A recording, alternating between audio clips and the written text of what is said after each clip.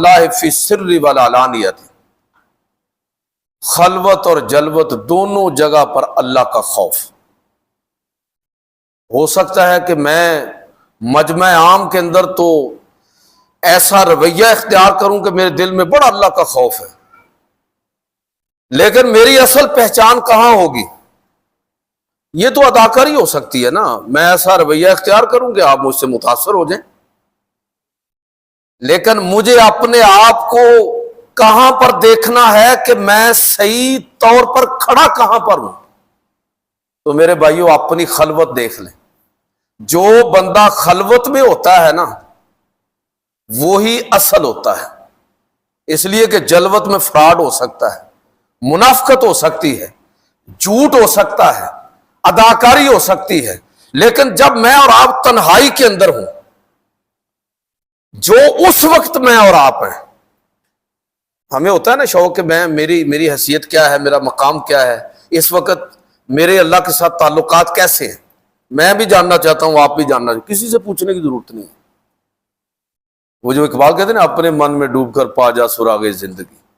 میرا نہیں بنتا نہ بن، اپنا تو بن۔ آپ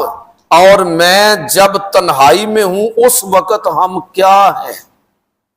وہی ہیں اصل میں ہم، اور وہ میں اور آپ اپنے آپ کو بہتر جانتے ہیں۔ تو اللہ کے نبی نے فرمایا فَتَقْوَى اللَّهِ فِي السِّرِّ وَالْعَلَانِيَةِ۔ دوسری بات فرمائی وَالْقَوْلُ الْحَقِّ فِي الرِّضَاءِ وَالسُّخْطِ، خوشی اور ناخوشی دونوں صورتوں میں حق بات کہنا، غصہ، مفاد، لالچ میرے اور آپ کے اوپر یہ غالب نہ آ جائے، بلکہ ہر حال میں چاہے خوشی کا موقع ہو، میں خوش ہوں یا ناخوش ہوں، معاملہ میری چاہت کے مطابق ہے یا میری چاہت کے مطابق نہیں ہے، دونوں صورتوں میں کیا ہے؟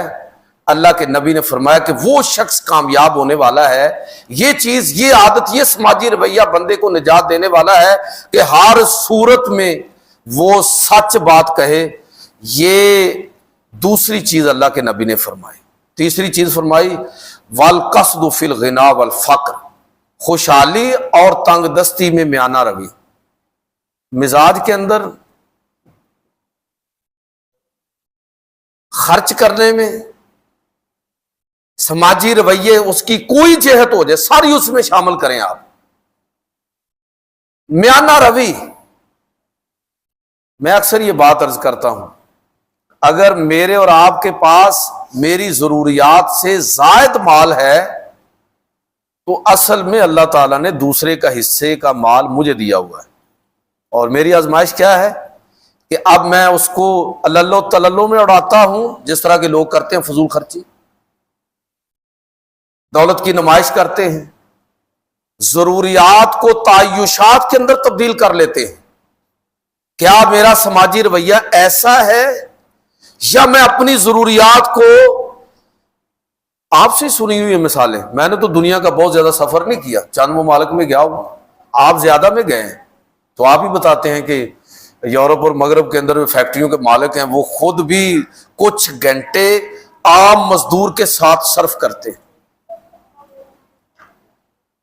ہمارے پیغمبر صلی اللہ علیہ وسلم کی زندگی کو دیکھیں، پہلے نمونے وہاں پر آپ کو ملیں گے۔ میں کہنا یہ چاہتا ہوں کہ یہ چیز انسان کو کامیاب کرنے والی ہے، دنیا کے اندر، آخرت کے اندر۔